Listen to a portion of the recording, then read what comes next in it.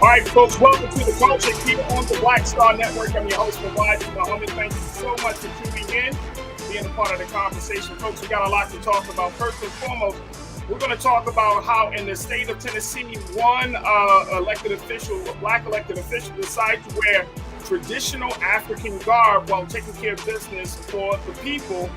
And he was told he needed to either change or leave the premises.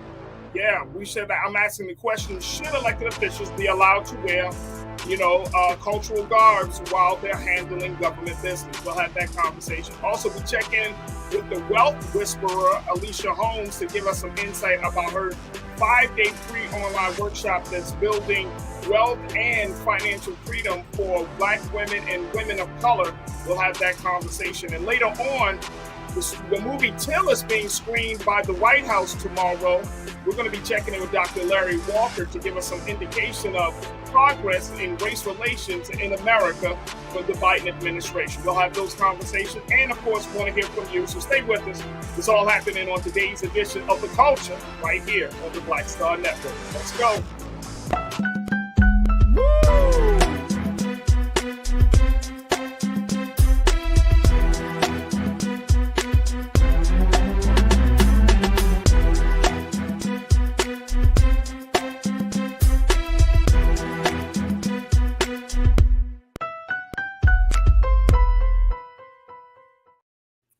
Folks, welcome to the culture here on the Black Star Network. I'm your host, Farajii. Thank you so much for tuning in and being a part of the conversation. Folks, before we start, we want to invite you to make sure that you let all of your friends and family know that we are now streaming right now on Amazon News. So make sure you do your due diligence, letting them know that you can check us out on Fire TV right now. You can say, Alexa, play news from Black Star Network.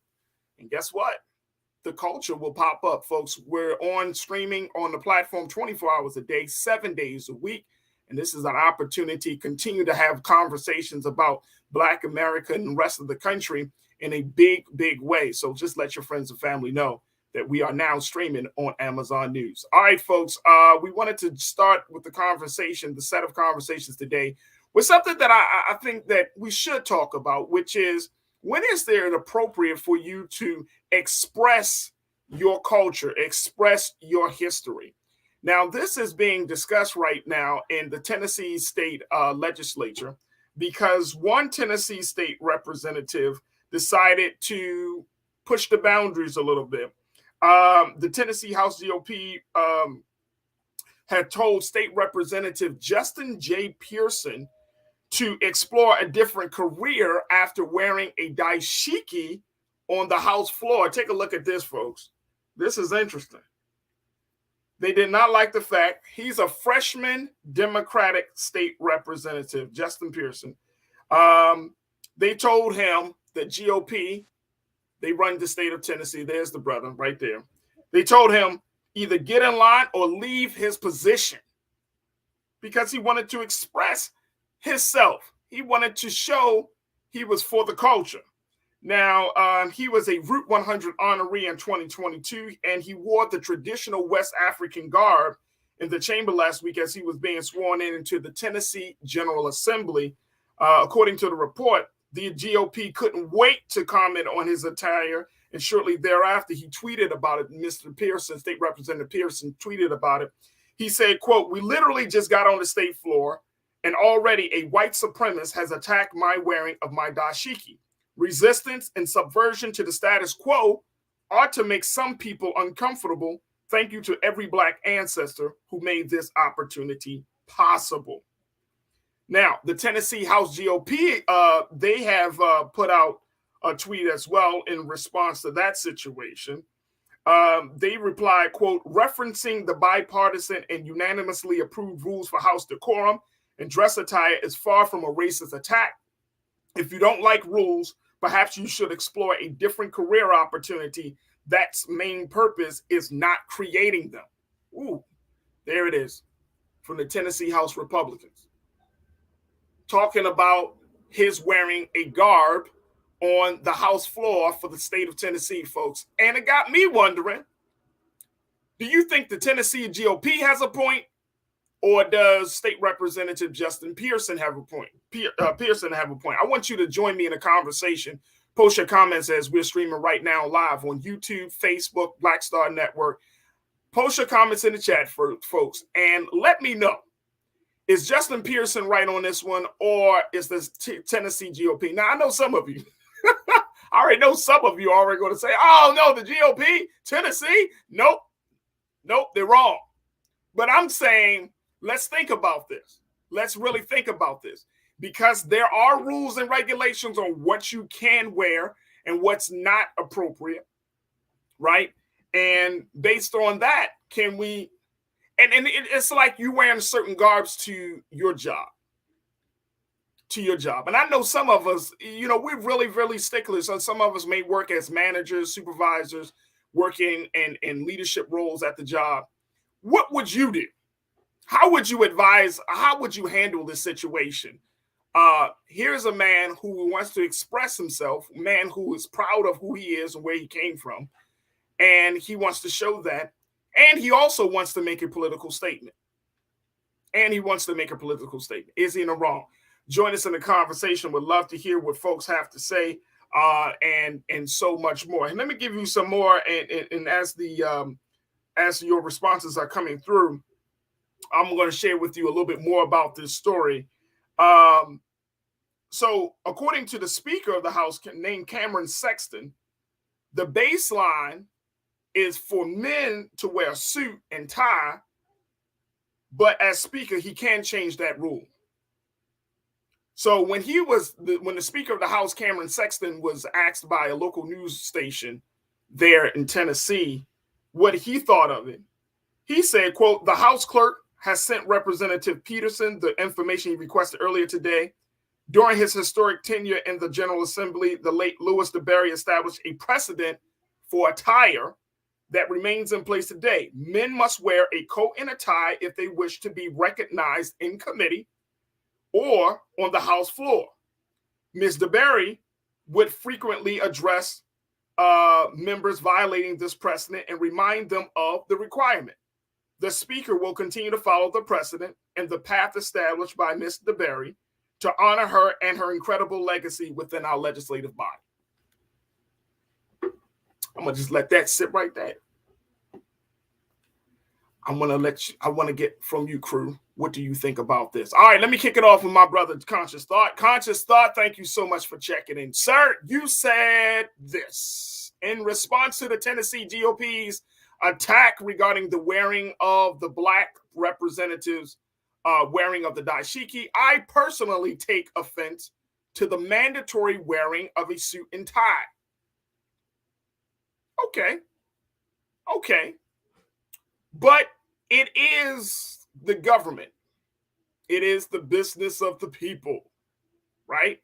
So should we be upset about the mandatory wearing of a suit and tie? Maybe it's not a suit and tie. Maybe it's a open shirt, unless there is some big moment.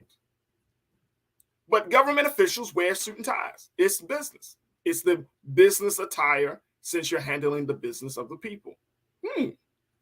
All right, let me hear Conscious Thought, my guy. Thank you for checking in. Chris Big, you say any rule or law that's made that conflicts with the Constitution is invalid. Wow.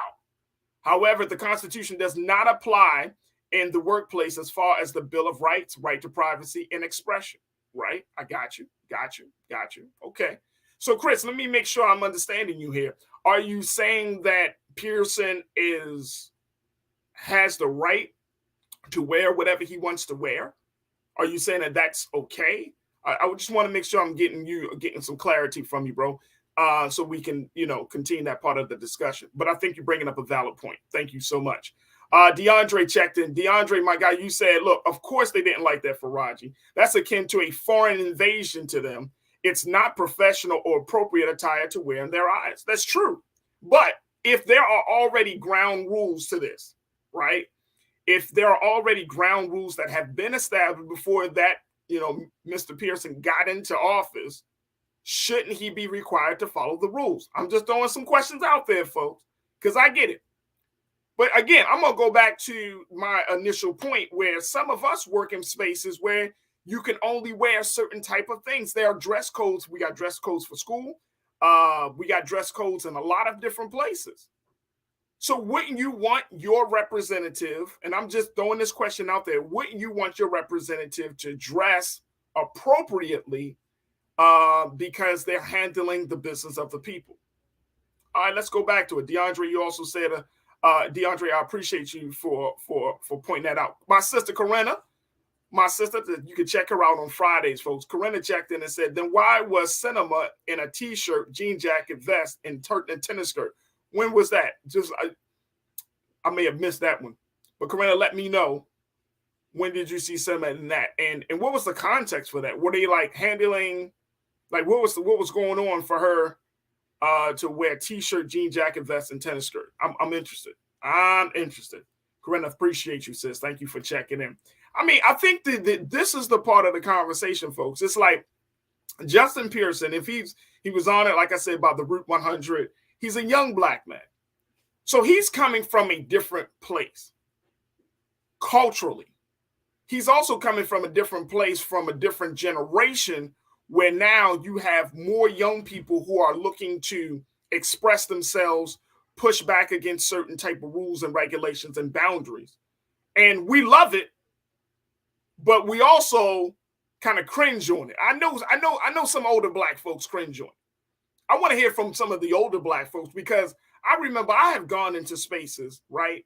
For years, I would wear like a shirt and tie all the time in spaces because it was always told to me, and this is what I grew up thinking about, folks. It was always told when I was taking care of business, when we were doing any type of organized work, I would wear a suit and tie. And people were blown away because, you weren't walking around young people. And I was always say, well, you wear a suit and tie because I want them to see themselves as a certain way, more business, more professional. So I wore that, and not just because, I enjoyed wearing that, but I felt like it was also my duty to kind of reflect a different part of the culture that they weren't used to seeing. Because the whole idea is opposites attract. Opposites attract, right? So I wore that. But I understand that in this day and time, this generation is different. If you're coming from the hip-hop space, right? Hip-hop, they don't wear suit and ties. They wear open shirts. They wear, the women wear certain things, there's not always dresses. It's all, but it depends on the industry. It depends on the work that you do. Look, we got to take a quick pause. Conscious Thought, I see you responded. I want to share with you, share with folks what you had to say. And folks, let's continue to dialogue about this. Is State Representative Justin Pearson, is he wrong for wearing a dashiki on the House floor in the state of Tennessee, even though there are already rules and regulations on what men and women can wear while handling government business, while handling the people's business? Or should he be allowed to just wear whatever he wants to wear? I want to get your take on it. Folks, we got to take a quick pause. When we come back, more of the conversation. Stay with us. We're just getting started here on The Culture on the Black Star Network.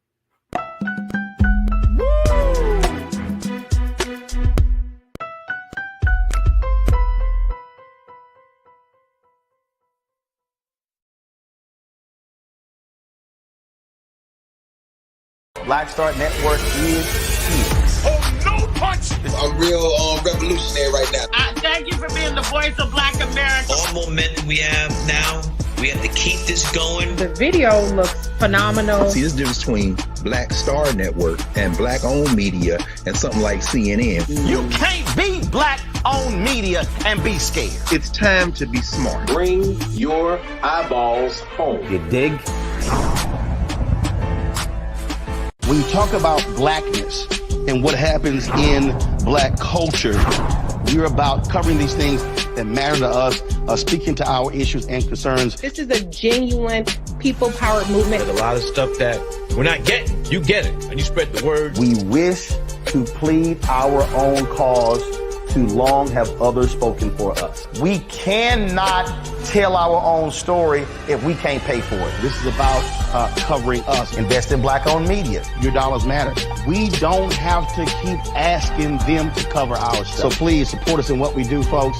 We want to hit 2,000 people, $50 this month, raise $100,000. We're behind 100,000, so we want to hit that. Y'all money makes this possible. Checks and money orders go to P.O. Box 57196, Washington, D.C. 20037-0196. The Cash App is $RM Unfiltered. PayPal is R Martin Unfiltered. Venmo is RM Unfiltered. Zelle is Roland at RolandSMartin.com.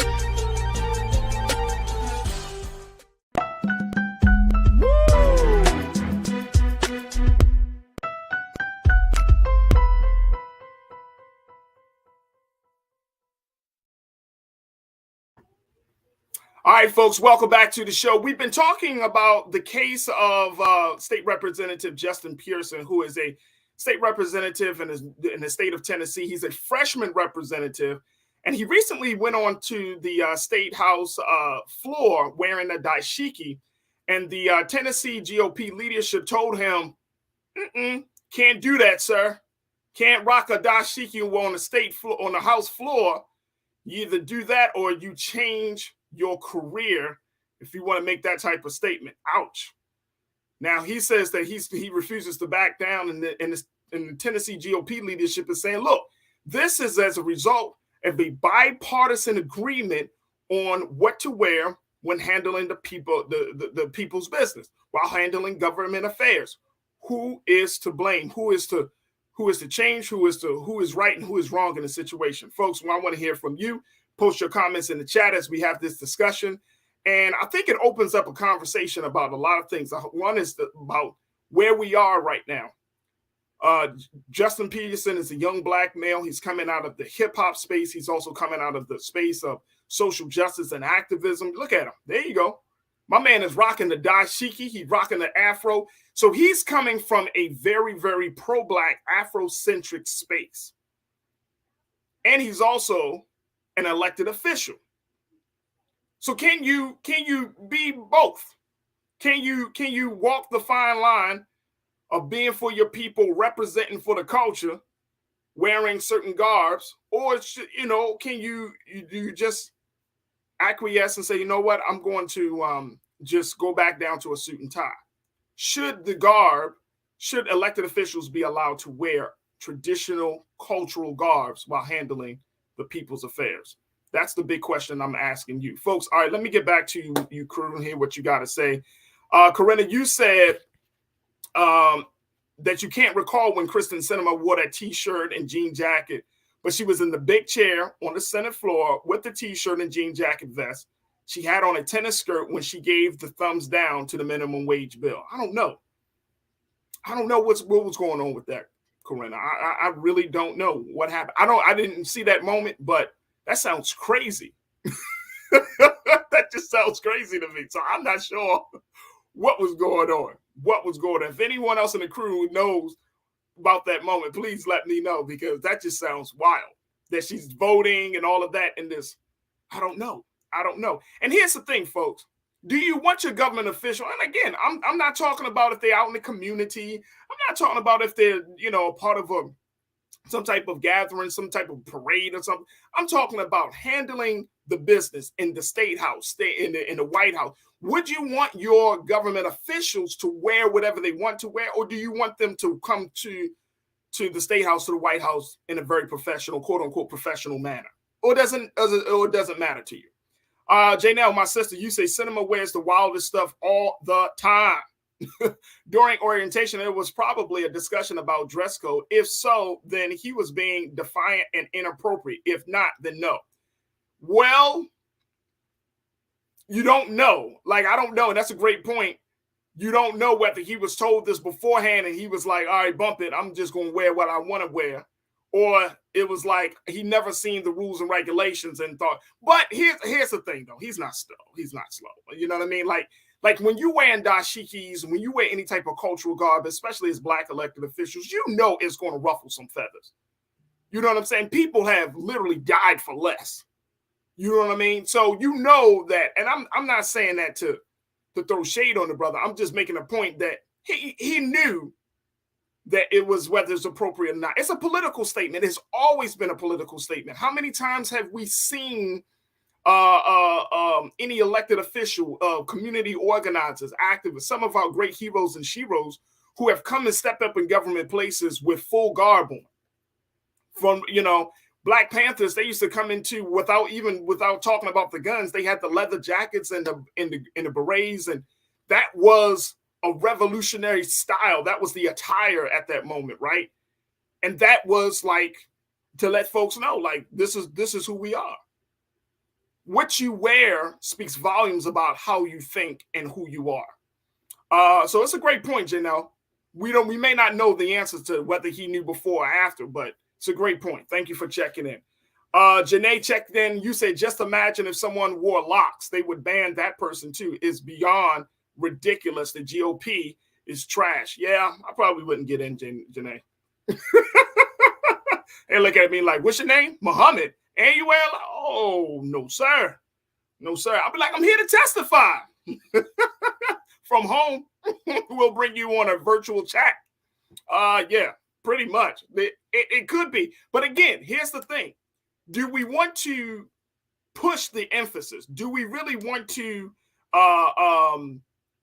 is that something that we should be calling for to change? And again, I know that there are older folks who are like, no, that's not appropriate. We could be pro-Black, but you could still wear a suit and tie. I know there is. Tiana, Janae, thank you so much, sis. Tiana, you checked in and said, look, I'm so sick of the culture wars. State Representative Pearson should be able to wear a dashiki. Boom, it is. There it is. Danny Lee, you checked in. You said dashikis can be worn formally. I do have a comment about Representative Camper. I'm not sure why she was defending and standing with GOP traditions. That is why we can't move forward. Yeah, I'm not sure. I'm not sure either. Great point though. Keenan, my man Keenan got the Keenan, let's show the photo of Kristen Sinema wearing with the thumbs down. If we can pull that one up for bro. There we go. I don't know what the hell is going on there. What is that? What is she doing? Kristen Sinema, boy, she a special individual, folks. That's all I can say. I don't know what is going on. I really don't know what is going on. It looks like she just stopped by after like running some errands or something. I'm not sure what is going on here. Hey, Corinna, I don't know. I have no idea what's going on with that. It doesn't look like there was a major decision, like there was a huge vote on the floor the way it's set up, but I can't tell. I cannot tell. But even that, the fact is, it's still got people talking, right? Because it's not considered to be the normal, appropriate thing. If somebody took a picture of her wearing that stuff with her thumbs down, it's still the point of she's kind of out of order. Pauline, you checked in. Good to hear from you. You said, why don't they stick to the people's business and stop worrying about what we are wearing? Well,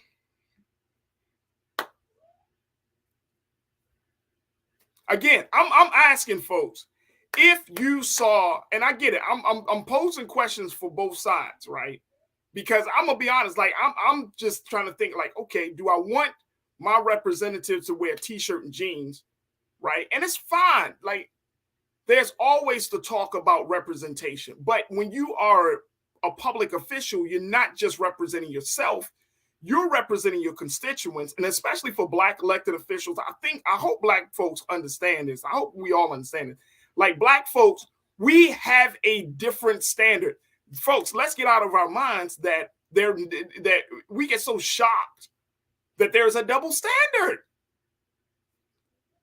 Like, we've been in this country for over 400 plus years.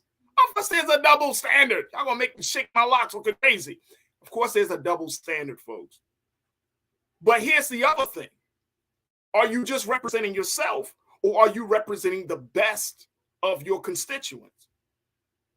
And what does the best of your constituents look like? There we go.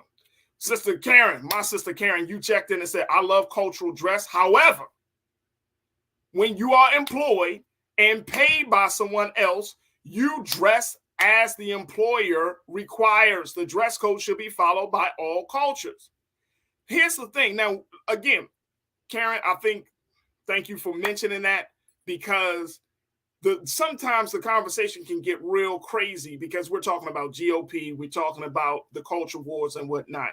What if the Democrats had said something to Justin Pearson, and said, please don't wear that? What would have happened if that was the case?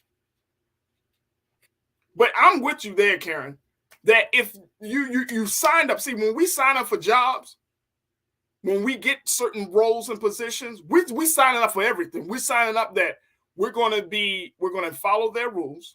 We're signing on for the fact that we're going to be a representative of that institution, of that company, right? We're signing up for, we're signing on to all of these things.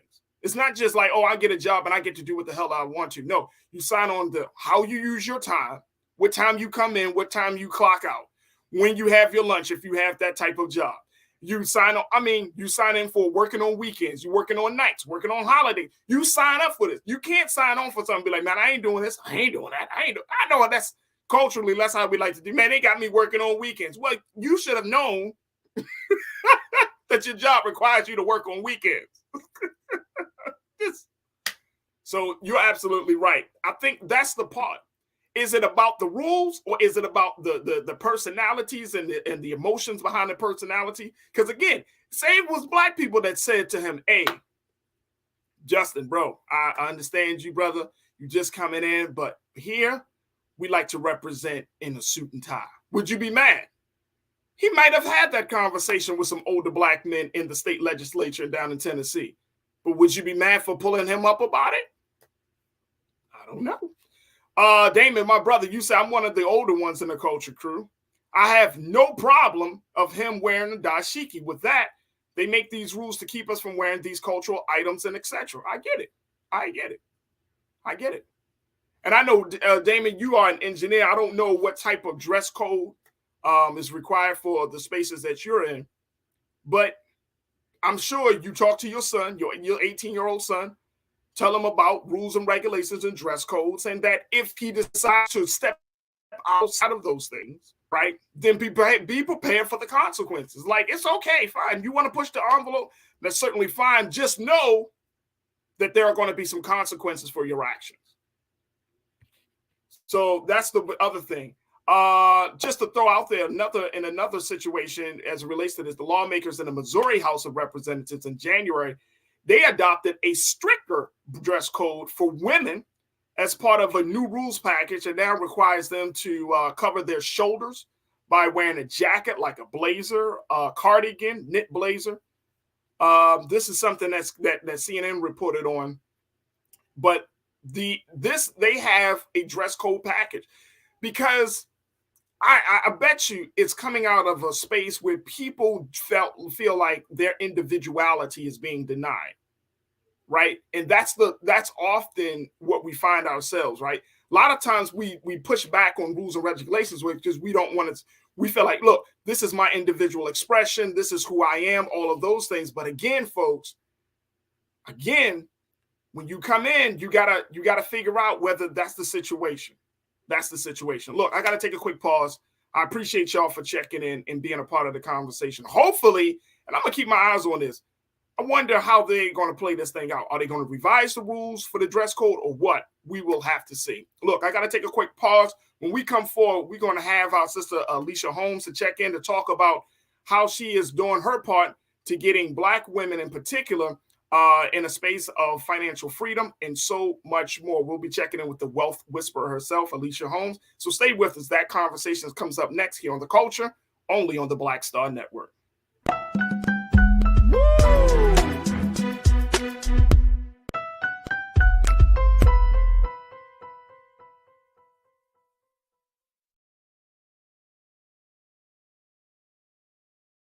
Hatred on the streets, a horrific scene, a white nationalist rally that descended into deadly violence. White people are losing their damn minds. an angry pro-Trump mob storms the U.S. Capitol. We're about to see the rise of what I call white minority resistance. We have seen white folks in this country who simply cannot tolerate black folks voting. I think what we're seeing is the inevitable result of violent denial. This is part of American history. Every time that people of color have made progress, whether real or symbolic, there has been what Carol Anderson at Emory University calls white rage as a backlash. This is the rise of the Proud Boys and the Boogaloo Boys. America, there's going to be more of this. Here's all the Proud Boys, guys. This country is getting increasingly racist in its behaviors and its attitudes because of the fear of white people. The fear that they're taking our jobs, they're taking our resources, they're taking our women. This is white fear.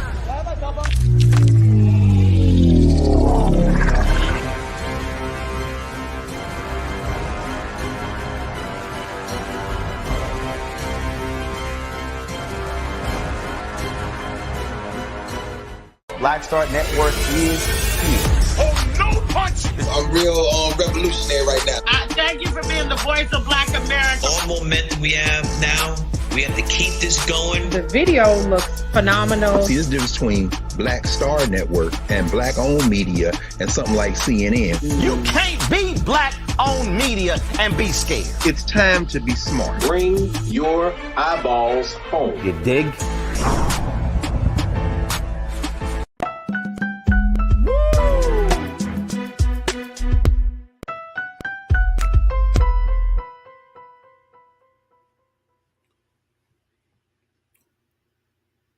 All right, folks, welcome back to the show. Our next conversation is with the wealth whisperer herself, Miss Alicia Holmes, and she's going to talk to us about an opportunity for women of color to take advantage of where they can possibly go into a space of financial freedom, folks.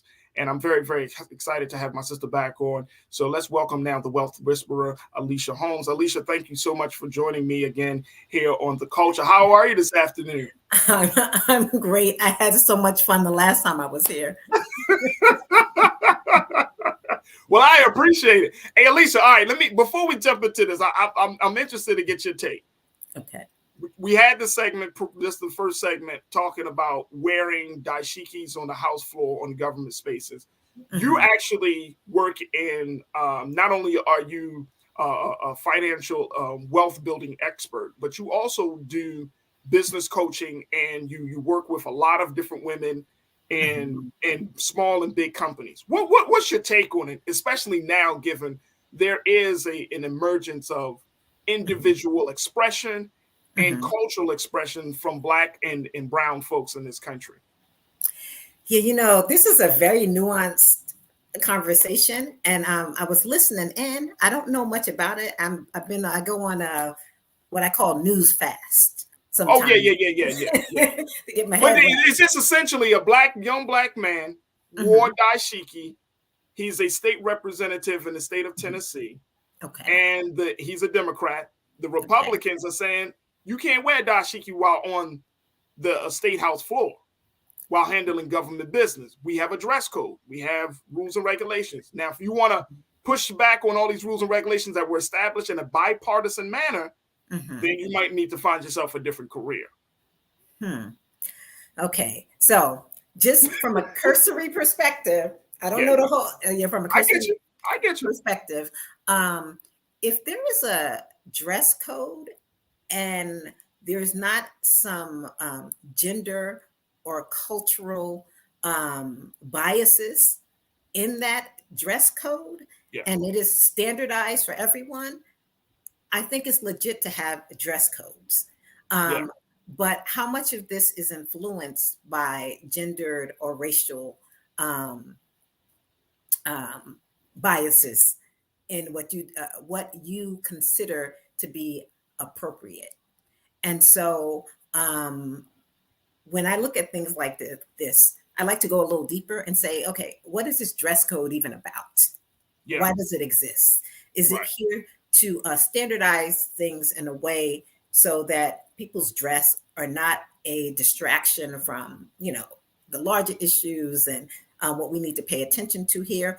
Or should there even be more diversity in what we consider a appropriate code of dress? Because maybe it comes from standards and its history is full of biases. So from a cursory perspective, I need to know a little more. That would be my take on it. I always like to dig a little deeper into like, what is this code about? And that's a very mature way of looking at it. And folks, I will tell you that we did post a poll on our YouTube chat that you can join in. We asked the question, was State Representative Justin Pearson dashiki inappropriate? So as we have the show and have different conversations, definitely check us out in the poll and we'll share those results at the end. But I'm glad that you mentioned that because it requires us to think a little bit deeper. And one of the things that, Alicia, is I know that the work that you're doing is getting us into spaces, right, where we are more strategic about getting into certain spaces, whether it's in the business space, whether it's school, whether it's government. Like we there has to be some strategy on how to get there, right? Absolutely. And I think one of the big things, especially for the next generation, that I feel like I can serve as a bridge for, and I've always thought this, like, okay, I'm not this age, but I'm not this age, so I'm like in between. Right. Is that helping young people to refine their strategy to get the maximum result, to get the best thing that out of the situation, right? And I feel like that's part of the work that you're doing, right? Absolutely. You know what I mean? There's a strategy on wealth building. There's a strategy on establishing business and getting to a level of financial freedom. But sometimes, we just like to jump to the end. You know what I mean? Get to the end of the story, Alicia. Let's get to the end. Okay. You want me to save and all that stuff and change my behavior, but when am I going to get $10,000 at the end of the month? Okay. No, we want to go way past 10K. We want to build businesses that are $1 trillion businesses that's setting up the future of where things are going in this industrial revolution. We want to be creating that. We want our children to see themselves as builders and creators in this fifth industrial revolution where we are right now. I'm so glad you started here. We're in a very interesting time. We know we're in this recession, but we're also at the beginning of this fifth industrial revolution. If we're paying attention to what's happening right now with artificial intelligence, quantum computing, digital currency, and we can't even call it digital currency because it really is currency now sitting on the blockchain, which is really programmable money that you can actually set rules around, which is a whole different world and dynamic, which is literally what cryptocurrency is. But we're talking about everything: healthcare, education, agriculture, transportation. Everything is changing and changing rapidly. And you started this with talking about our children, our children being prepared to be the ones building and shaping this world, this shifting world that we're living in right now. And investing. That's a big question. I mean, I have a 9-year-old and I have a 3-year-old, Alicia. And every day, I think about what the world is going to look like in the next 5 years and what the world is going to look like in the next 10 years once my son gets of age to do certain things, right? So I think that's I think that's the hard part, especially if you are a Black parent. Right. If you have Black children, or if you're a Black grandmother, Black grandfather, or you taking care of some babies or some young adults, right? Absolutely. That's I think that's like at the top of mind for a lot of folks in this country. It's like, what world should we expect? What I am saying right now yes, ma'am, is we need to be shaping this world. We need to be involved in understanding and learning. And just as an aside, I have 2 grown daughters, and for a time period when they were young. They were very young. I had them in kind of elite private schools, and the way children interacted with technology and the way that they were encouraged to interact with the technology was so different. They were not just like passive users of it. It was an environment that was always encouraging them, creating all kinds of tools and initiatives. And I saw some of the things that, that they did that came out of that environment. That's a little bit of an aside, but it's a different mindset to see yourself as the person who I'm understanding this, I'm building it, and I'm shaping it. And I'm a real proponent right now for us seeing ourselves doing just that. And I know in some ways, like this is a bigger conversation, but I want to share that during COVID in 2020, when COVID hit, I'm very interested in innovation. I've been looking at it for decades when I was, in my early 20s and investing in it and the way it shapes our lives. So I started an innovation investing study group, and we all read a book called The Future is Faster Than You Think. And I had as many as 120 women coming every week reading this book. And then I said, I'm not doing all the work. And they had to do presentations on the future of education, the future of healthcare, artificial and augmented reality, the metaverse. I mean, this was in 2020 when people had time on their hands. And the way everyone was being so expansive, when I said I wasn't doing all the work, they had to do presentations. So I have I don't know how many presentations every week, another woman that was just researching. And we're brilliant when we attack something. Right. And the effect that has on the conversation with their children, grandchildren. There was some grandmas in there who were doing amazing work with their children, their grandchildren, the conversations with their communities. A lot of these women really got opened up to Web3 and are playing very powerfully in the space with setting up decentralized autonomous organizations and NFTs and cryptocurrency and all of those things. And what I love about it is I'm talking to women who smart, work hard, come home every day, have children. I feel very often women, and particularly women of color, are just ignored. Nobody is talking to us about these things and saying, this is important for you to know. And just expand it, are now having new job careers, going to events they never saw, conferences all over the world because of this. And so first we have to start with ourselves and expand, and then expand with our children, the people close to us and around us in our communities. Because I read this, and I want to say this, that right now, the biggest shift in generational wealth in history is being made right now by understanding some of the things that I'm talking about right now. We have to understand artificial intelligence, what impact that is having. The robots who are being powered by artificial intelligence, who are taking over all kinds of jobs. And then we have Chat GPT, and then Google is coming out with its own version.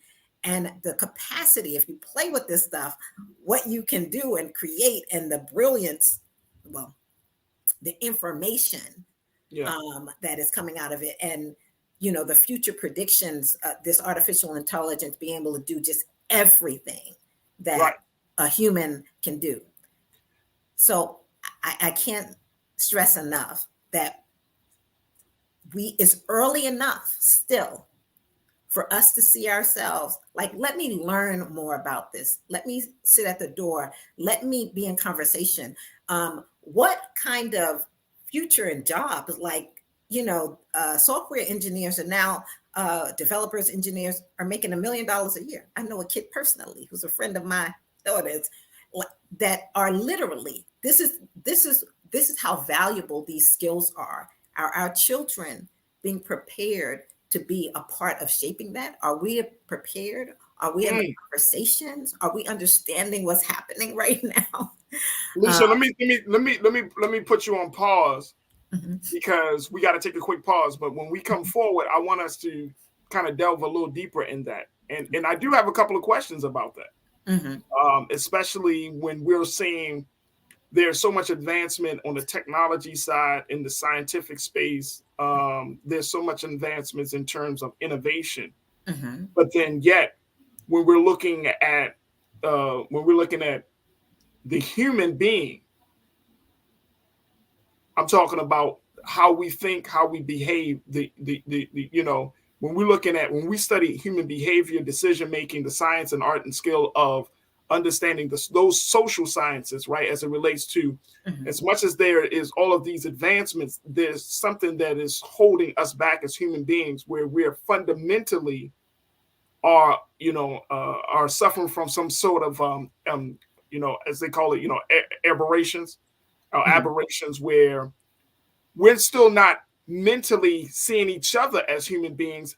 We can relate better to technology than we can to other human beings. So there's a lot of conversation about how do we prepare our children and ourselves for this fast growth, while at the same time staying human and understanding the humanity of other people. So I want us to kind of dig deep. I got the answer. I know we got to take a break. All right, I got to take a quick pause. Checking in with the Wealth Whisperer, Alicia Holmes. We're going to talk about that and a whole lot more. She got a 5-day free workshop that is going to be happening for women of color for financial freedom. Folks, we got a lot to talk about, so stay with us. It's The Culture here on the Black Star Network.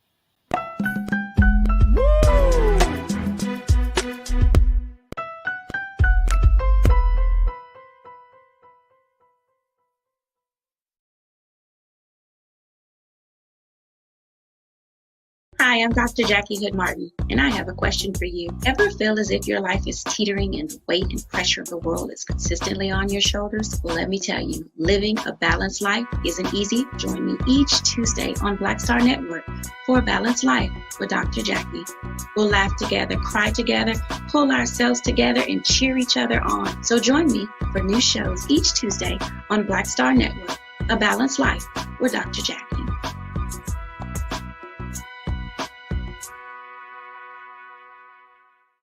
Black Star Network is here. Oh, no punch! I'm real revolutionary right now. Thank you for being the voice of Black America. All momentum we have now, we have to keep this going. The video looks phenomenal. See, there's a difference between Black Star Network and black-owned media and something like CNN. You can't be black-owned media and be scared. It's time to be smart. Bring your eyeballs home. You dig?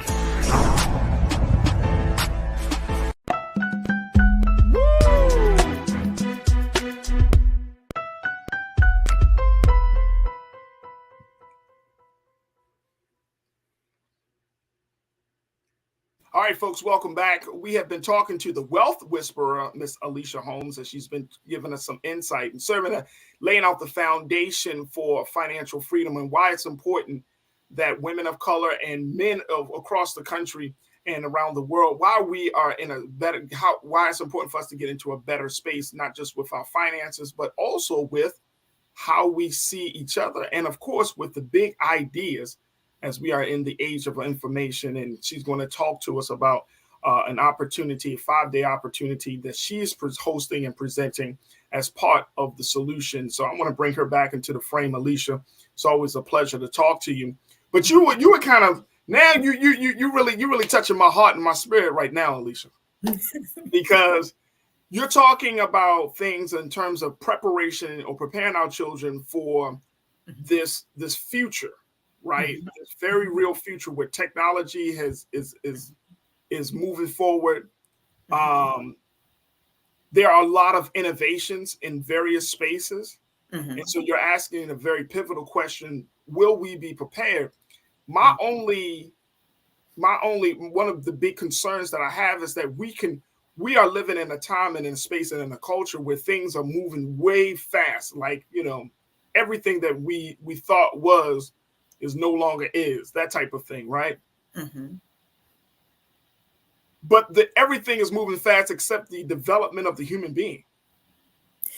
So it seems like we're getting, and I'm saying as human beings, seeing each other's humanity, being compassionate, the fundamentals of what it means to be a human being is slowly being diminished or being overlooked. It's all about, what's on the outside of us. But what about doing the great work? What about the growth and the cultivation of us on the inside? So that way, when we get, our hands, or when we are exposed to technology, we don't use those things for nefarious purposes. It's like how do we grow in that space as well? I'm fine with technology growing. We're in AI, metaverse. We got all of these different innovations. But if you have a messed up human being who is designing these products, or you have a messed up human being that is using these products to take advantage of other human beings, then is it really a technological benefit? Is it a scientific breakthrough when human beings are still being denied their own humanity? Okay. So there's so much I could say to this. I know. Well, we're just talking.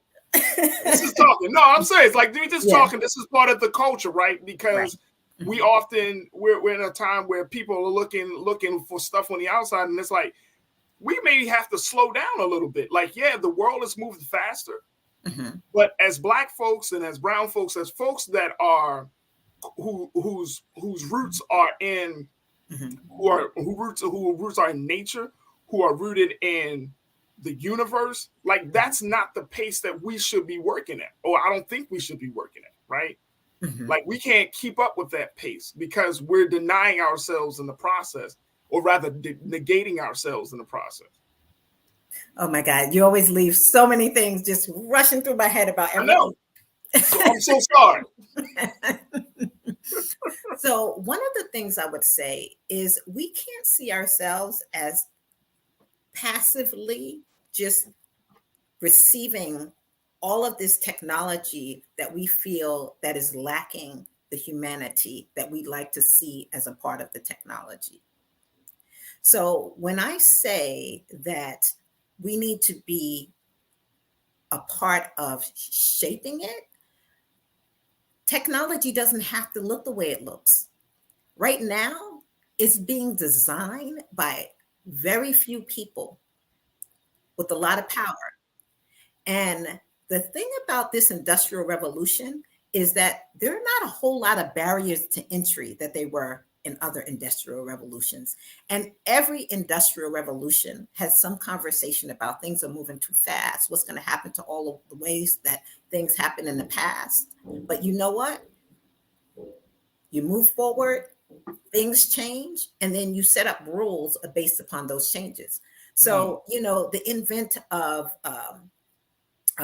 automobiles and, that put the horse and buggy out of business. And, and people were like, the exercise, the telephone, how that, put couriers of the time out of business. And, and then you had, once these things were in place, you created new dynamics around it.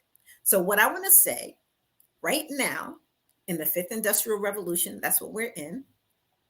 There are very few people shaping it. We act like we have to passively receive these technologies. No, we get to get in there and be the engineers and be the designers and have our children see themselves as, we're going to be the engineers, the designers, the creators of new ecosystems that will shape it. But how do we get there? So that it's not going in the direction. If we don't like the direction it's going to, we have to be more involved. So how do we get there? First, it's a mindset shift. And that mindset shift looks like us seeing our own power here. And us understanding we're in the information age and knowledge is power like never before. Right. Those ladies, when we were reading that book and looking at what's happening in biotech, when we were looking at flying cars and we're looking at 3D printing of homes, and we could be strategically thinking about our input, the companies we can build that will change the outcomes for our community and give access to our children and all of those things. And so it starts with fundamentally a mindset shift, which is why I have the program that I have coming up, and I'll talk about that. And we'll talk about that in a minute, because yes. I'm glad that you bring that up. It's a mindset shift that is going to be required by parents and children, by all of us, right? But you got a lot of people that are pushing back on this, man, because as much as we can talk about the future is now, we've also been conditioned to believe that the future is in someone else's hands.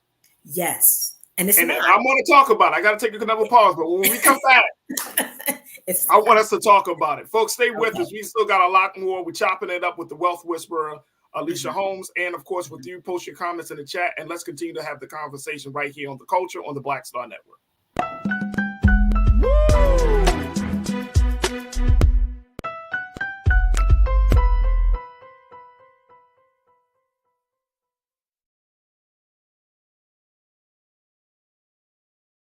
I'm Deborah Owens, America's Wealth Coach, and my new show, Get Wealthy, focuses on the things that your financial advisor and bank isn't telling you, but you absolutely need to know. So watch Get Wealthy on the Black Star Network.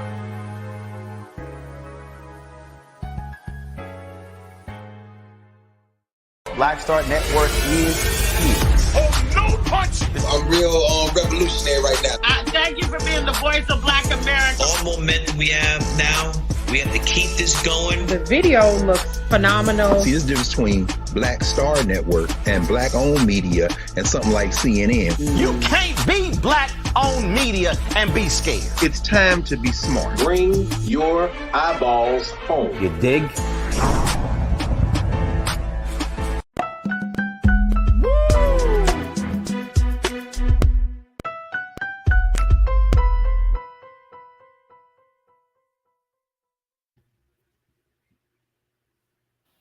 All right, folks, welcome back. We've been talking to Alicia Holmes, who is a wellness expert. She's the Wealth Whisperer, and she's putting together an opportunity for women of color, for Black women, women from various communities to embark upon. This is a 5-day challenge that she's putting out there, and we're going to talk to her a little bit more about this opportunity called Seducing Abundance on Your Journey to Wealth, a 5-day challenge to propel women of color into a world of self-discovery and financial freedom. And let me just say, folks, I enjoy having conversations like this, especially with my sister Alicia, because we tend to believe that stuff is on the outside, that we're going to change our money behavior, our spending habits, and all of those things. That's what's going to naturally change, like it's just going to happen overnight based on some magic genie. But it's about a mindset. And Alicia, that's the point that you brought up. It is really about a mindset. There has to be a shift in mindset. And as I'm listening to you, sis, and I appreciate you for being big in your thinking. You know what I mean? Like, I'm serious, right? Because we can have conversations about, okay, make sure you put some savings away. Make sure you know what I mean? If you want to invest in a 401k, I mean, look, let me tell you, the folks that watch this show, my culture crew, they are highly intelligent people. These are, they're scholars and professors and engineers. These are professional people. We got folks that work in various industries watching the show. So they've heard that. We've all heard this stuff. The reason that you're in business is not because of we don't know how to create a savings account.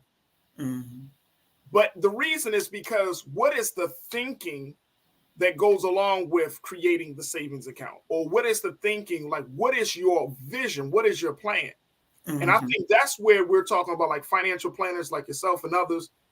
That's where y'all help us to fill in the gap, right? Because there are so many competing interests on our time and our money, right? That at the end of the day, it's like, you get a lump sum of money, and next thing you know, you just all of a sudden bills, this happened. I gotta put out this financial fire, blah, blah, blah. And you're not thinking about the longevity of the moment. You're not thinking about all of these, you're not thinking about the economy of ideas. I mean, that's where we in. You started off this conversation saying we need to be creators. And I remember I just recently was doing some reading, Alicia, and they said in this age of information, as you call it, the fifth industrial revolution, currency right now is not the little paper notes that we got. The real currency is the currency of ideas. Absolutely. Like, I mean, that's the currency we on. And this is why I think it's important for us to have this conversation the way we're having. Because they're attacking, and I'm saying they, and this could be whether, I'm not just talking about white people, I'm talking about anybody that is closing out the light of truth in this day and time. That could be black or white people. Anybody that is that is trying to keep us in a dumbed down position, right? They always want us to be watching somebody else instead of thinking about ourselves. They always want us to be focused of spending our money with somebody else instead of investing in ourselves. Like, if that's the time that we're living in, and that's why we're seeing the situation we see with the school systems, there's an uprising, there's a revolt that's happening in that space. We're seeing a revolt that's happening in the business space, where you see more black women have started businesses since the pandemic started than any other group of people in this country. All of these things are happening because I think essentially people are trying to figure out, like, how do I become a more productive human being? And how do I make sure that I'm producing children that have the ideas to produce the future that we want them to have? Am I on the right track here, Alicia? No, absolutely. And, I do want to go back to, you talked about the inner work. So I'm very holistic in my approach to this, because I know that I have a friend who says the inner work makes the outer work. And so you'll see for my 5-day event, it says self-discovery, because now more than ever, we need to do the inner work so that anything, these conversations about lack and limited beliefs at all, we need to get that stuff out of the way so we can play a more powerful game. Because if there was ever a time in history where we can enter, play, and win and create ecosystems and economic ecosystems, strategies, and use technology in ways that really could shape opportunities that were unthought of before for our communities, the time is now. But really and truly, it's about doing the inner work. One of the first things I do, I have a boot camp roadmap to like an abundant mindset, and then the tactics and tools in our culture, what you need to know in order to build wealth. But most of the work is the mindset work. Work. It is like how you feel about yourself. And there's a lot that we get as people of color, as Black and brown people, as Black and brown women, as Black and brown children, that we really need to disrupt those conversations first and foremost. Right. So something like Heal Your Relationship with Money. It's a great book that I have. It's 28 days of journaling. Like, what's the book called again, Alicia? It's called Heal Your Relationship with Money by Cara Stevens. She spoke with her on the phone. I'm like, your book, like, I use it all the time. I have women do these 28 days of journaling so they can have the stuff that needs to come up, out, work on it, and deal with it. I work with another sister, Shawnee Gibson, who also has something called Be the Tree. It is a rites of passage for women, mostly women of color. And like the women who do her program, when they come, they're really ready. Now they're ready to get rid of, all of the limiting beliefs and what's possible, because we pass that stuff on to our children. And culturally, no group has been systemically institutionally challenged as we have. And that has affected us. And we need to clean a lot of that stuff away. And now more than ever, because we have the opportunity in this fifth industrial revolution to build in ways that can change our lives. Now, it's hard to wrap your head around this, which is why I started that study group in 2020, because everybody left so expanded. But what I can leave you with about that is, do your research. Let's use our screen time powerfully to understand this. There's someone I follow on Instagram, and I saw him speak at the Black Women Talk Tech conference. It's called The Tall Guy. The tall guy, I can't think of his whole name, and follow him on Instagram because he is dropping so much knowledge and science. Like, I have resources, and I want to share those resources with people because these are all important for us to grow and develop. And we have to do that inner work. I'm doing my inner work. I'm meditating. I find some of the scientists who are playing with quantum physics and explaining certain spiritual, what we consider spiritual phenomenon. I follow Joe Dispenza's work. I think the way he's using science to explain how we actually are creators and shape the world that we have in front of us, and it's giving us access back to our power. Like, study. Like, this is the time to just get the information that you need to be able to make good choices for yourself, for your children, for your family, and for generations to come. Big moment.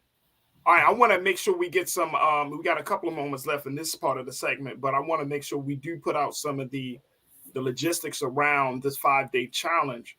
And folks, I want you to join us in the conversation, please. I know that some of you are taking in this information and just kind of feeding on it, but join us and share your thoughts and your comments with us. Post in the chat on YouTube, especially and on Facebook and on Black Star Network as we have this conversation with Alicia. But let's talk about this 5-day challenge. What was the inspiration? See, I could talk to you all day, Alicia. That's a damn problem. Next thing you know, me and you would be going out in space. Yes. Coming back down and pick a couple of people up, go right back up. Yes, I'm very interested in that. Oh my God. Talk to us about this 5-day challenge of seducing abundance. So, I really wanted to get into that field for women of desires and pulling abundance in, not like from the masculine penetrating, but having it receiving, being receptive.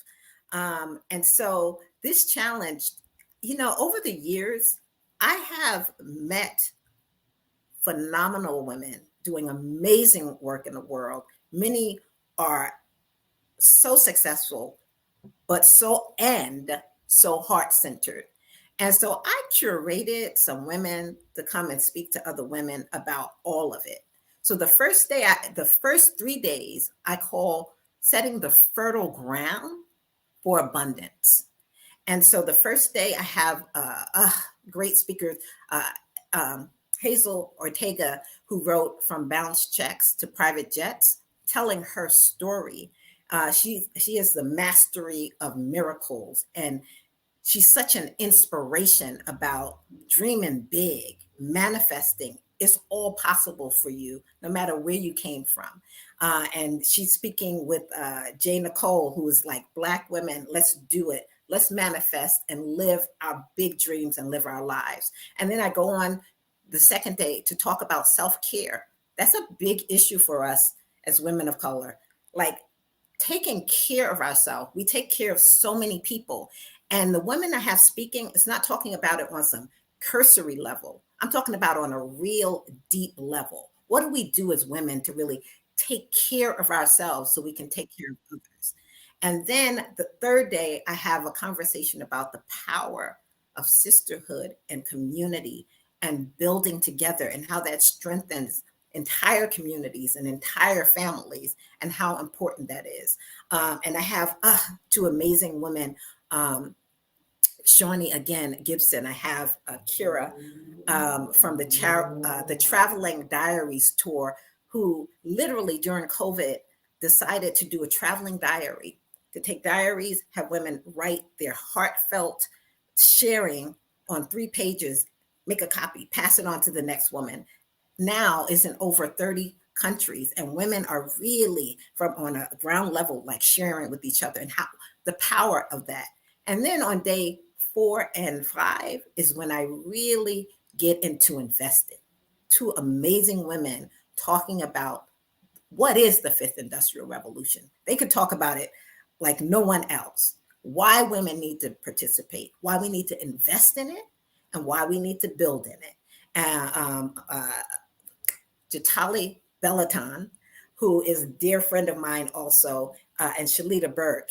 And if you look at either one of these women and what they're doing in the world so powerfully, sisters, powerfully investing, building in this world. And then on Friday, I have a sister talking about venture capitalists pre-seed funding, getting in early, understanding. She's focused on companies that are building out the future. As women, very often, like, investing that early in companies, what does that even look like? We're not even in a conversation. And then I have Mina Black talking about all of the different options and ways we can invest. You think when something goes on Broadway, there's not investors? How about investing in theater, art, collectibles, all of the ways that we can invest, real estate initiatives? These 4 women who are talking about investing are some powerful women and powerful investors. And I just wanted to bring everybody together. Right. Fertile ground, investing. The women who are talking about fertile ground are very much very successful entrepreneurs themselves, and just bring women together to be in a powerful conversation. Because remember, the biggest shift in generational wealth in history is happening now from the choices that we're making right now. To be in this conversation, we're in many conversations. Let's be in this one. Yes, absolutely. Facts.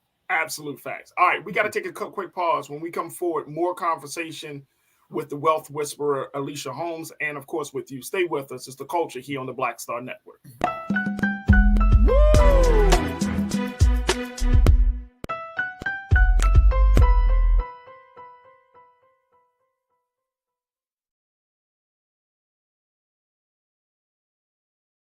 Black Star Network is here. Oh, no punch! I'm real revolutionary right now. Thank you for being the voice of Black America. All momentum we have now, we have to keep this going. The video looks phenomenal. See, this difference between Black Star Network and black-owned media and something like CNN. You can't be black-owned media and be scared. It's time to be smart. Bring your eyeballs home. You dig? When you talk about blackness and what happens in black culture, we're about covering these things that matter to us, speaking to our issues and concerns. This is a genuine people-powered movement. There's a lot of stuff that we're not getting. You get it, and you spread the word. We wish to plead our own cause. Too long have others spoken for us. We cannot tell our own story if we can't pay for it. This is about covering us. Invest in black-owned media. Your dollars matter. We don't have to keep asking them to cover our stuff. So please support us in what we do, folks. We want to hit 2,000 people, $50 this month, raise $100,000. We're behind 100,000, so we want to hit that. Y'all money makes this possible. Checks and money orders go to P.O. Box 57196, Washington, D.C. 20037-0196. The Cash App is $RM Unfiltered. PayPal is R Martin Unfiltered. Venmo is RM Unfiltered. Zelle is Roland@RolandSMartin.com.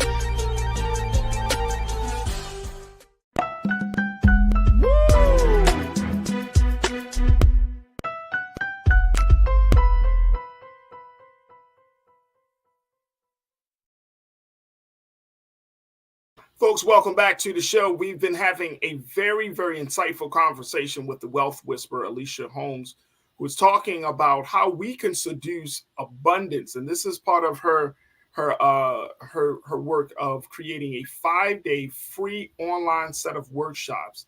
Here it is: to propel women of color into a world of self-discovery and financial freedoms. And if you've been listening to Alicia, you can hear that it's just not about dollars and cents, folks. It's about how we think. It's about the environment and the space that we find ourselves in.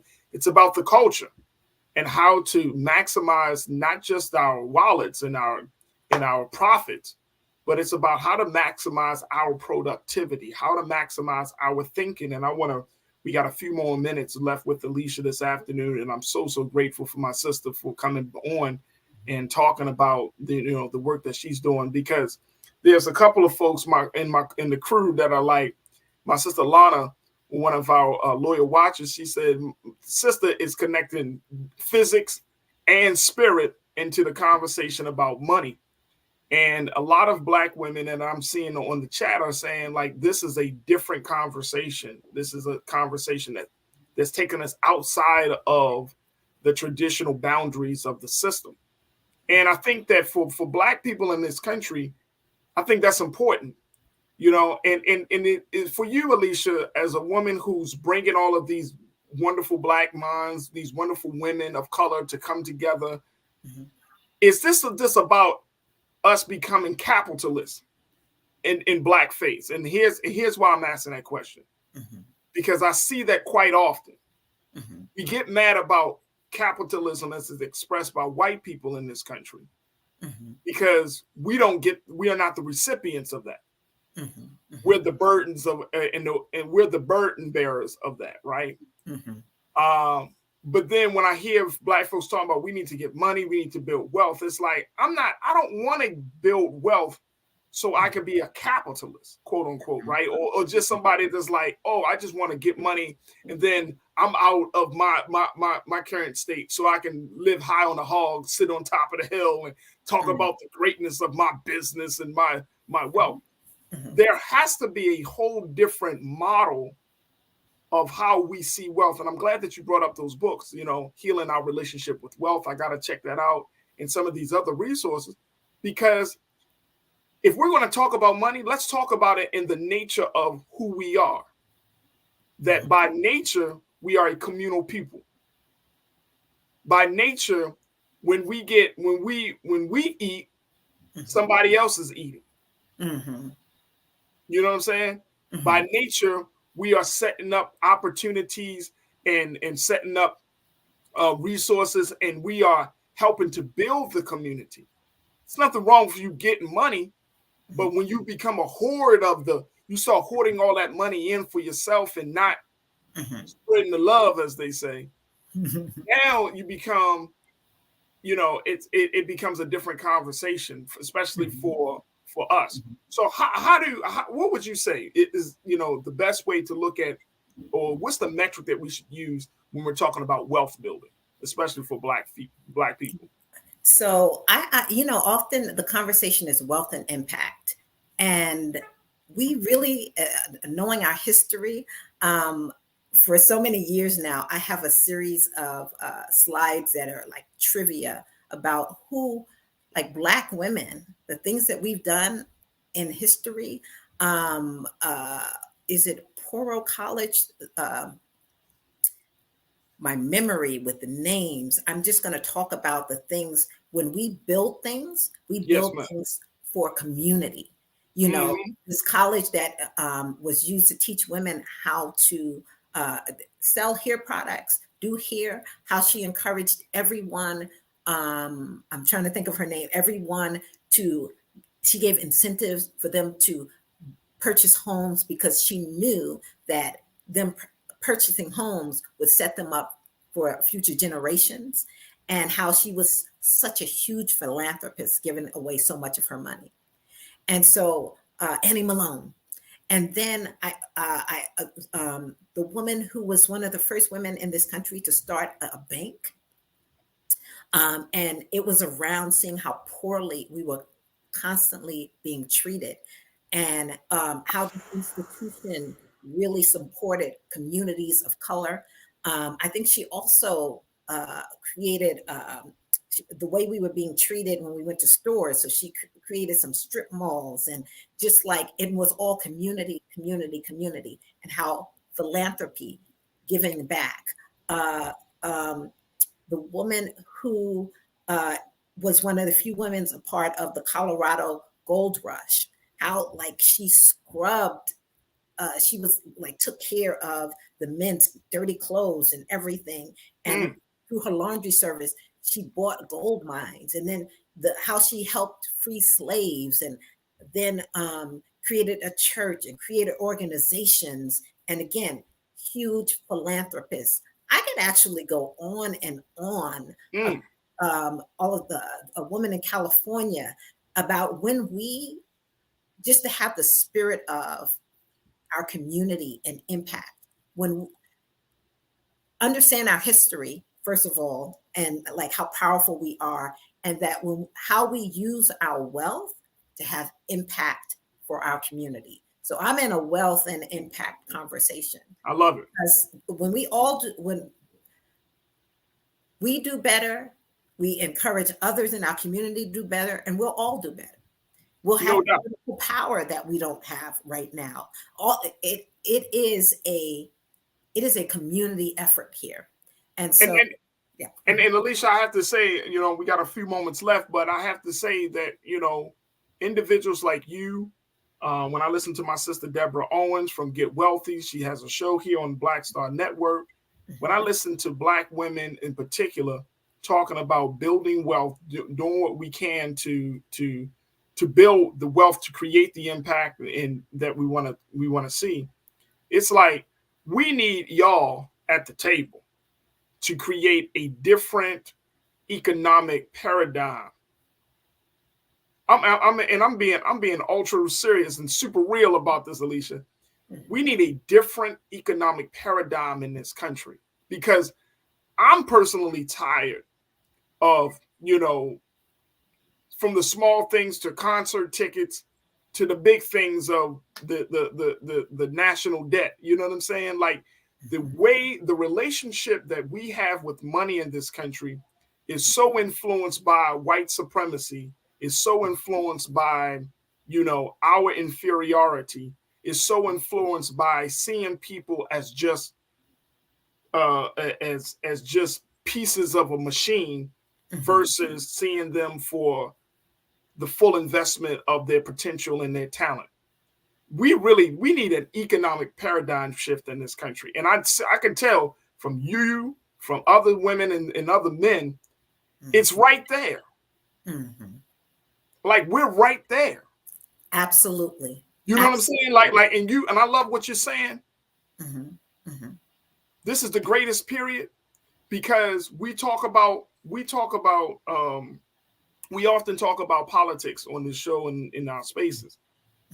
And it's like, at what point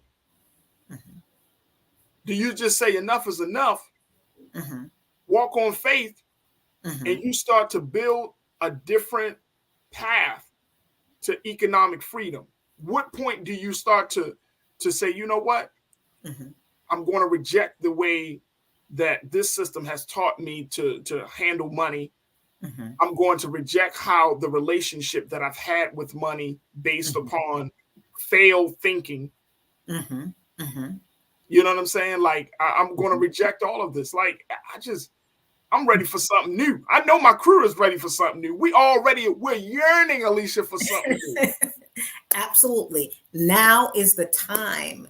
We can build organizations like never before. I am partnering with some women from my Journey to Wealth Women in Action community, and we're starting an organization called the Disruptor DAO. A DAO is a decentralized autonomous organization. It is the future of how we're going to organize ourselves. And I always say, we're not entering this game at the 11th hour. This is the new way that we're going to be, that organizations are organizing themselves, creating ecosystems with from a cooperative economics perspective, and building a community of people, businesses and services and industries in a way that we haven't thought about before, because it's possible. Technology is actually making a lot of things really possible right now. Right. And so to just play and dreaming big a little more and seeing the potential for us to really shape our world in ways that we never thought that we could before. Absolutely. It's possible now. Absolutely. Yes. I love it. I love it. All right, Alicia, we got like a minute or so left. How can people sign up for this free 5-day challenge you got, Seducing Abundance? I love it. You got to seduce abundance. Yeah. Come here, abundance. Get your fine self over here. So it's actually seducingabundance.com.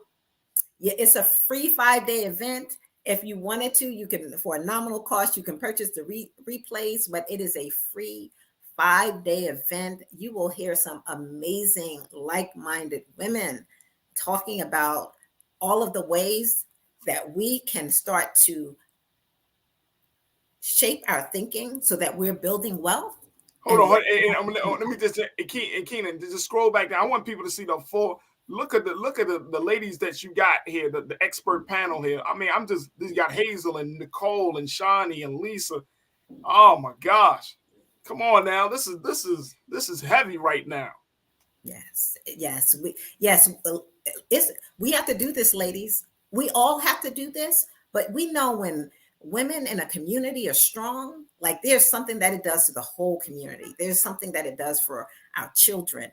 And when we're powerful from an abundance and wealth perspective, because remember, like in this culture, you're usually either a consumer where every resource that is coming in is building other people's wealth, or you're an investor where the resources that are coming in are able to build the wealth that you need to have the impact that you want in your life, your family life, your community, and the things that are important to you.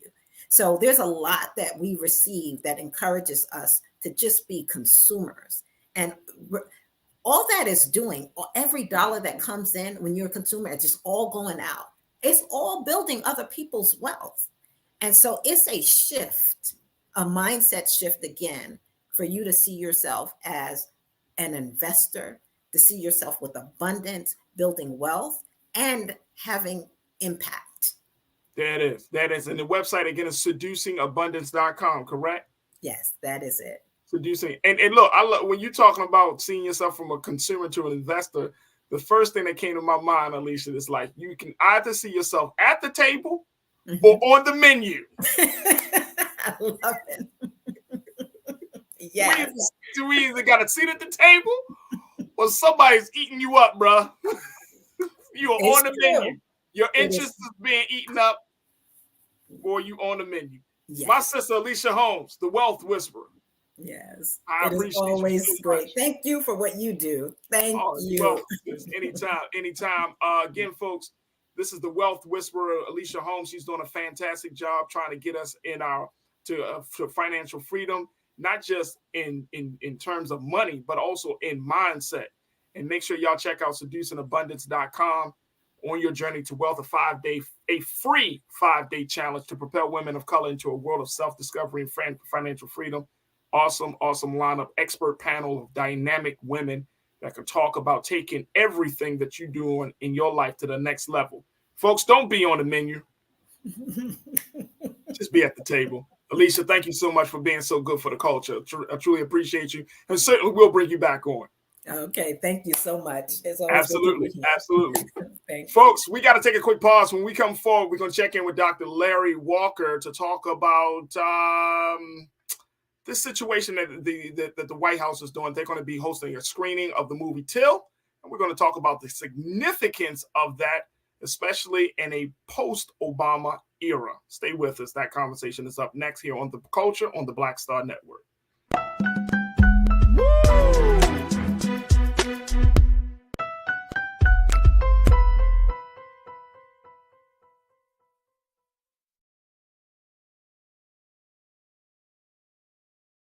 When you talk about blackness and what happens in black culture. We're about covering these things that matter to us, speaking to our issues and concerns. This is a genuine people-powered movement. There's a lot of stuff that we're not getting. You get it, and you spread the word. We wish to plead our own cause. Too long have others spoken for us. We cannot tell our own story if we can't pay for it. This is about covering us. Invest in black-owned media. Your dollars matter. We don't have to keep asking them to cover our stuff. So please support us in what we do, folks. We want to hit 2,000 people, $50 this month, raise $100,000. We're behind 100,000, so we want to hit that. Y'all money makes this possible. Checks and money orders go to P.O. Box 57196, Washington, D.C. 20037-0196. The Cash App is $RM Unfiltered. PayPal is R Martin Unfiltered. Venmo is RM Unfiltered. Zelle is Roland at RolandSMartin.com. Black Star Network is here. Oh, no punch! I'm real revolutionary right now.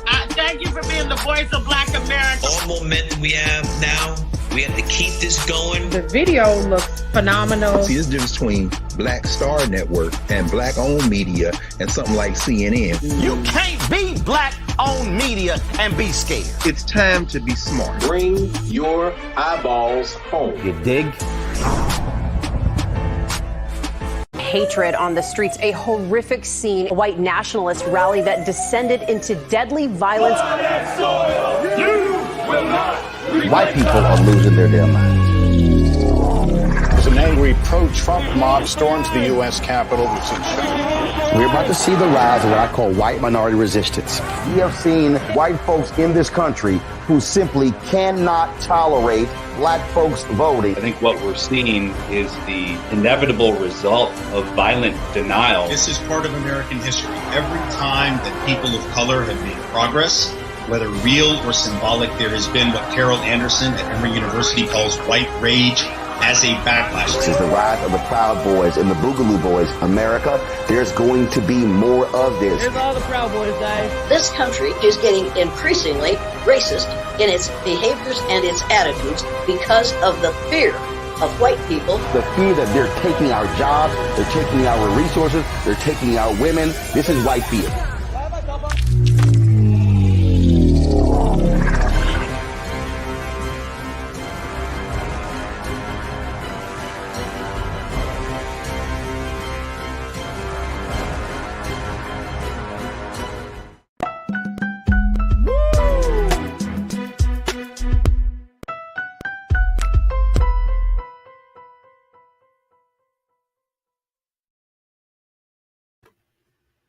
Folks, welcome back to the Culture here on the Black Star Network. For our final conversation, I wanted to have a discussion about something that's going to be happening at the White House tomorrow, where the Biden administration will be hosting a special screening of the movie Till.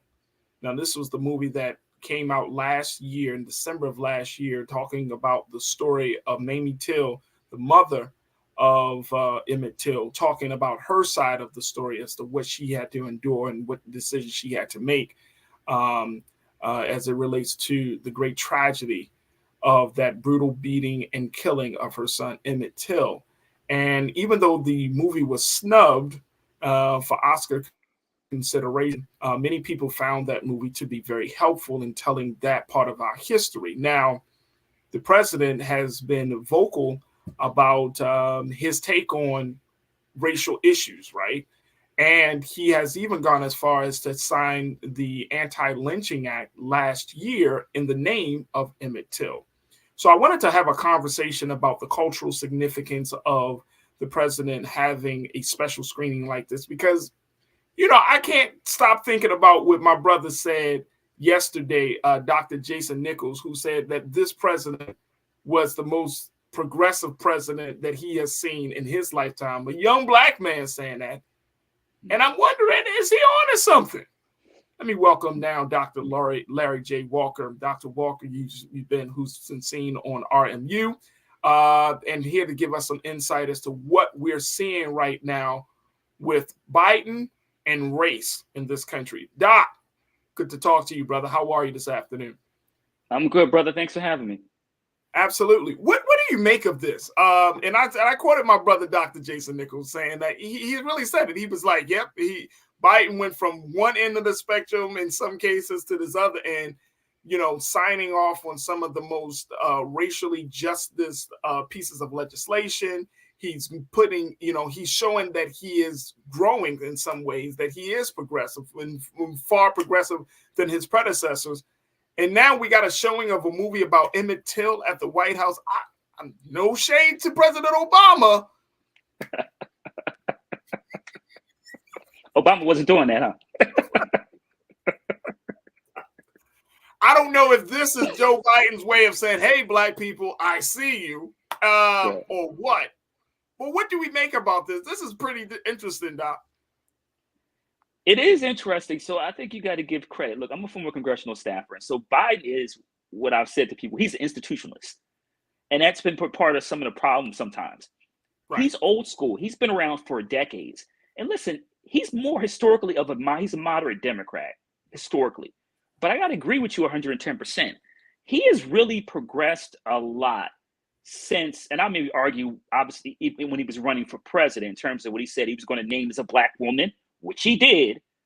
He would select a black woman to be the first Supreme Court justice, and then obviously she was confirmed by the U.S. Senate. So, but Joe Biden really is, he had surprised me. I have to be frank with you. And I think that what some is important is the role of black women. Right. This is critical. And I think people don't give VP Harris enough credit. First of all, the job of the VP is to kind of be in the background. But while she's in the background, she's still advising them and giving them feedback. And so what does this signify in terms of the White House showing Till tomorrow night? This is going to amplify the movie. And you talked about it. I agree with you, obviously, in terms of Oscar snubs. And to be frank, as black folks, we're used to this every year, being snubbed for movies that are historically accurate and talk about tragic issues. But the fact that he's having this at the White House would mean the New York Times, CNN, MSC, Fox, everyone else is going to cover it to some extent. And once again, it goes to the point about amplifying his tragic murder and the fact in terms of what even happened in terms of the trial, but remembering also in terms of what we see in the continuous killing of black men at the hands of law enforcement. And also we continue to see these videos of black folks being profiled by, Tom, Dick, and Harry walking down the street, and black folks are looking at birds or in their house or order McDonald's or whatever else we doing to black folks that people always have a problem with. So I would say he's come a long way on issues like this. He has come a long way. Now, here's the thing, Doc. My thinking is, how do we, as the constituents, I mean, you worked in administrations, congressional staffers, you understand the dynamics of putting something out there to the public and the impact that it has coming back in. But for the constituents, what are the proper metrics that we should use or can use to determine whether something is political theater, performative, versus if it's legitimate? So let's be clear, because I work for a politician, or a politician thinks you're right. This is political. Anytime you screen a black film at the White House, especially a black film that is the murder of a black child, it is it is political. And let's keep in mind that we have an election coming up next year. And also he needs the black vote, particularly, like I said, we already know what the numbers in terms of how black women come out. But this is political theater, but is a political theater for a purpose. Now, listen, he could have, there are a number of other movies he could have screened, but what allows him to do is connect policy and purpose. So he signed the anti-lynching law in the name of Emmett Till, which I'm going to highlight that Rand Paul held up for a long time. I just want to highlight that because it's really important to talk about that. But the fact that he actually signed legislation connects policy and purpose. So the policy was signing the bill. The purpose is we're amplifying it at the White House, having this event. We're inviting all these people, and then I'm going to talk about it. And then so over the next couple of months, as he's running for president and he goes into black communities, he can say, I'm the first president to sign this legislation, right? Policy. And then the purpose is I amplified it at the White House. So do we play a role in making things political? Because when the president does, and I'm saying any president, right? But let's use Biden as an example.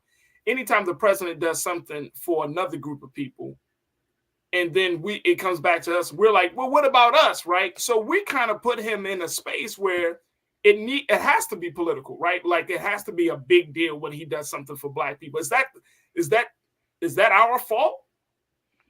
No, because that's the nature of politics, and especially for those who like myself, others who live within the Beltway, right? This is how the game goes. And so for Black folks, we're also, in terms of when it comes to other racial ethnic groups, we're constantly putting the foot on the pedal, and we're constantly holding folks accountable. So listen, why President Biden has done a lot of great things in terms of nominating a number of, more than any other president, Black women to federal benches. There are times that we feel like we need to hold him accountable. We think he's not doing what's necessary, because once again, Black folks helped him get elected, particularly in states like Georgia's and other, Pennsylvania, my home state, etc. So, yeah, we make it political? We have to, because our lives are on the line. Let's be clear. Like this Anna Lynch bill is in the name of a Black boy that was murdered. So Black folks have to constantly pressure policymakers, particularly when we talk, like, I'm a former congressional staffer of the CB and work for a CBC member, particularly when we talk about the role of the CBC in maybe not pressuring necessarily publicly, but giving them a call, someone like Clyburn, giving them a call and saying, look, Joe, I think you need to do this. Right. Now, how do you foresee this situation around the George Floyd Justice for Policing Act to go? Now there's been talk about it. I mean, I've had some voices on this show, Dr. Walker, where they're like, man, that's just a bunch of fluff. It doesn't still get to the heart of the matter, where you have local and state police departments that are really going to implement some of these important changes that's going to lead to better relationship between the Black community and the police department. Do you think that we should be hanging our hat on this particular bill? So the George Floyd bill is critically important. It's not going to become law for the next anytime soon, at least not until we see what happens in 2024 with the House. So, I mean, let's be clear. Republicans are not supporting the George Floyd Policing Act. They're not. And to be frank, the bill should have been law prior to them taking the House. But we can talk about all the antics in the Senate if we like to, in maybe another conversation. But it's just not going to happen. The Republicans are not going to support it. And you see, if you look at, not even McCarthy, but Marjorie Taylor Greene and some of these other right wingers just criticizing, they're talking about the Black National Anthem. I mean, you think they talking about the Black National Anthem, you think they're talking about comprehensive police reform. It is not happening from a policy standpoint. It doesn't mean the Biden administration can't continue to apply pressure. And as he gets out more in public and the campaign trail, can't talk about that. I support this legislation, but the folks in the House won't support it. And we need to remove them, have Democrats take it back to the House in 2024, hold on to the Senate, reelect me as president, and let's get this done. So the reason I brought that up, Doc, is just because, the same way that we saw our little brother Emmett Till being brutally murdered, we're still kind of seeing that pattern, that behavior now in 2023, of course, with Tyree Nichols, that's at the hands of other Black men. I'm wondering, like, okay, so where's the change? Where's the light at the end of this tunnel?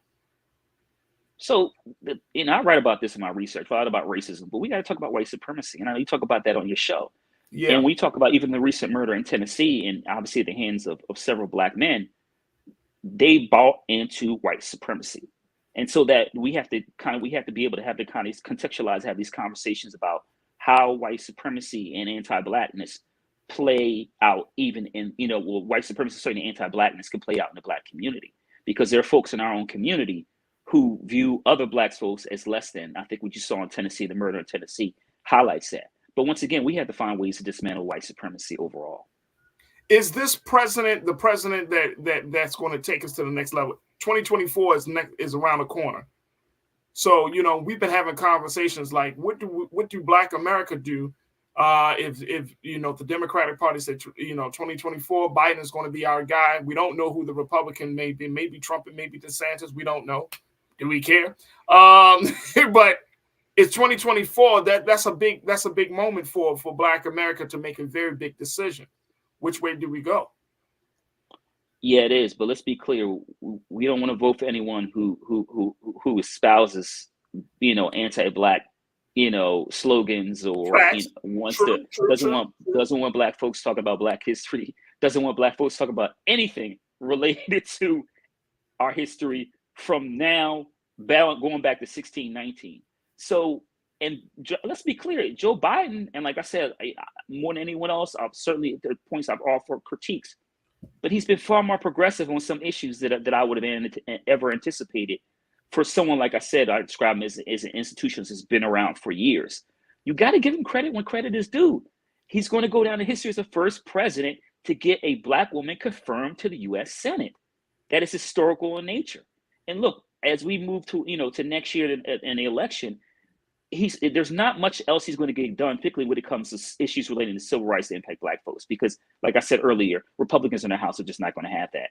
But also highlights for Black folks why we need to get out in 2024. Because on the other side, you do not want some radical right winger in the White House, because we already see what happens when it happens. I mean, what happens in terms of not only in terms of the violence against Black folks, Asian Pacific Islander communities, the Latinx community, etc. So we don't want anyone else in the White House who's going to be espousing all these anti-Black policies, which led to the January 6th insurrection.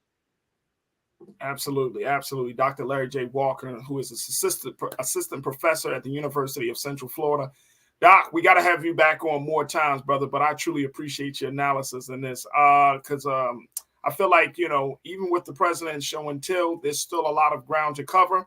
And with that recent move of making the presidential primaries, South Carolina being the first stop of the presidential primaries, I mean, what Biden doing? I see what he's trying to do. He's trying to position Black folks to get a little bit more piece of the pie, but we will have to see. You know what I mean? For me, the jury is still out, but to your point, you got to give credit where credit is due, and he's moving in a direction. Now, whether he's going to become the president for the next 4 years or somebody else on the Democratic ticket, that's going to be the real test of time. But we will have to see. Dr. Larry Walker, thank you so much, brother, for joining me here on The Culture. Thanks for having me, bro. Absolutely. Folks, we got to wrap up. That's it for us. I want to thank all of my voices here. I want to thank Alicia Holmes, Dr. Walker. I want to thank my team, Keenan, Joel, my control room, and I want to thank you. Thank you so much. Make sure, folks, that y'all do your due diligence. Make sure y'all check us out on blackstarnetwork.com. We are doing some phenomenal things that, Brother Roland has been out and about taking care of the business. And we have created shows and platforms. I mean, we're just getting higher and higher. And so your support means everything to us. Go to blackstarnetwork.com today. You can give financially to continue to support this movement. And you can also share the content. You say, I don't have any money to give, but I can certainly share the content. I can subscribe. I can tell my family and friends to subscribe. I can download the app for free. Let's do it all. Let's do it all. And let's keep pushing the envelope and certainly the conversations that impact us. So go to blackstarnetwork.com. Also follow us on all social media at Black Star Network on IG and Twitter as well. And while you're there, also follow me. Hit me up at Farajii Muhammad. I'm Farajii on Twitter, the real Farajii on IG. I would love to connect with you, and let's continue to build. And also, folks, if you did not know, Black Star Network is now on Amazon News. So if you have a Fire TV and you want to look for some great cultural conversations about news and information, go ahead. Just tell Alexa to play Black Star News, Black Star Network, and boom, here we come up. My face will come up. Roland's face will come up. Deborah Owens' face will pop up. You know what I'm saying? Tech Life Steph will come up. Man, everybody will come up. But that's what we're doing right now, and we're continuing to grow in so many places. So continue to support us. That's going to do it for us today, folks. I thank each and every one of you for tuning in and being a part of the conversation. Stay tuned. Up next is Roland Martin Unfiltered. As always, never be afraid to challenge what's wrong. Stand for what's right while being yourself in the process. And I will say that, God willing, next week, as we talk about Till, next week we're going to have the producer of Till joining us here on The Culture. So you can expect some great discussions with him and with the team of Till. So that's coming up next week. God willing, we'll talk tomorrow for another exciting edition of The Culture right here on the Black Star Network. Thank you for tuning in. Have a great afternoon and evening. Peace.